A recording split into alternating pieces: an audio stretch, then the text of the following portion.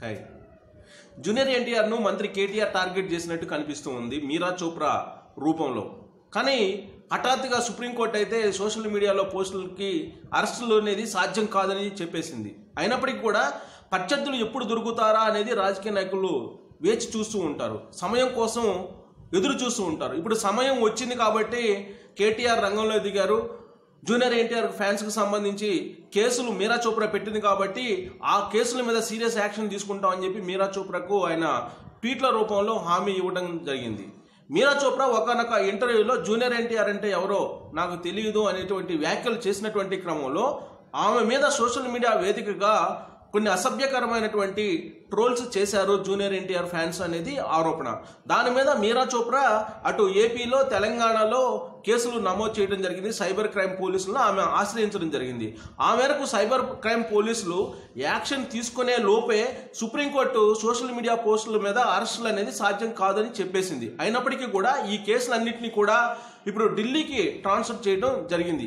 ఇదంతా ఒక ఎత్తు అయితే అసలు కేటీఆర్ ఎందుకు జూనియర్ ఎన్టీఆర్ని టార్గెట్ చేయాలనుకున్నారు? ఒకవైపు మీరా చోప్రా, మరొక వైపు జూనియర్ ఎన్టీఆర్ ఫ్యాన్స్ మధ్య సోషల్ మీడియా వేదిక ఒక వార్ జరుగుతున్నటువంటి సమయంలో మధ్యలో కేటీఆర్ జోక్యం చేసుకున్నారు. ఖచ్చితంగా మీరా చోప్రాకి న్యాయం చేస్తాం, జూనియర్ ఎన్టీఆర్ ఫ్యాన్స్ని అరెస్ట్ చేపిస్తామని చెప్పి ఆయన హామీ ఇవ్వడం కూడా జరిగింది. ఇదంతా ఎందుకు జరుగుతుంది? అసలు ఎందుకు మంత్రి కేటీఆర్ జోక్యం చేసుకున్నారు?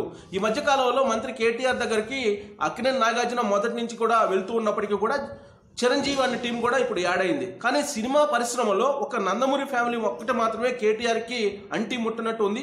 పైగా జూనియర్ ఎన్టీఆర్ ఎప్పుడు కూడా కేటీఆర్ దగ్గరికి వెళ్ళలేదు. ఇంకొక వైపు రేవంత్ రెడ్డికి అత్యంత సన్నిహితంగా కూడా జూనియర్ ఎన్టీఆర్ ఉంటారు కాబట్టి రాబోయేటువంటి రోజుల్లో జూనియర్ ఎన్టీఆర్, రేవంత్ రెడ్డి ఇద్దరు కలిసి తెలంగాణలో రాజకీయంగా దూకుడు పెంచేటువంటి అవకాశం ఉందా అనేది ఒక ప్రచారం జరుగుతున్నటువంటి క్రమంలో ముందుగానే జూనియర్ ఎన్టీఆర్ను తమ వైపు తిప్పుకునేటువంటి ప్రయత్నం కేటీఆర్ చేస్తున్నారా అనేటువంటి ఒక సందేహం కలగక తప్పనటువంటి పరిస్థితి. అందుకే ఇప్పుడు మీరా చోప్రా, జూనియర్ ఎన్టీఆర్ ఫ్యాన్స్ మధ్య జరుగుతున్నటువంటి సోషల్ మీడియా వార్లో కేటీఆర్ జోక్యం చేసుకున్నారు అనేటువంటి ఒక ప్రచారం కూడా జరుగుతుంది.